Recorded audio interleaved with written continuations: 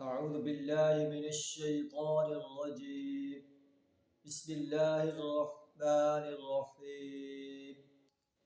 وإذ أخذنا ميثاق بني إسرائيل لا تعبدون إلا الله وبالوالدين إحسانا وبذي القربى واليتامى والمساكين وقولوا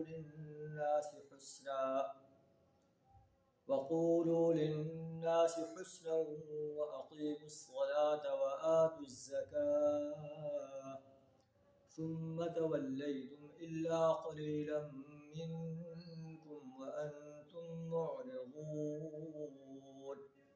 صدق اللہ العظیم. سورہ البقرہ آیت نمبر 83 آپ کے سامنے تلاوت کی.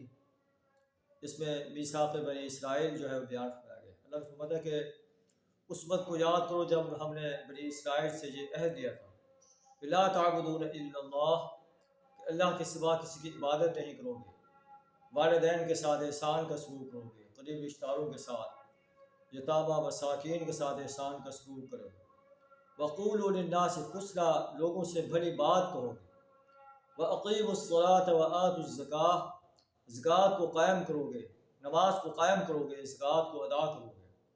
ثم تولیتم الا قلیلا منکم وانتم معرضون، پھر تم اپنے اس عہد سے پھر گئے اور اب تک تم اپنے اس عہد سے اعراض کیے ہو.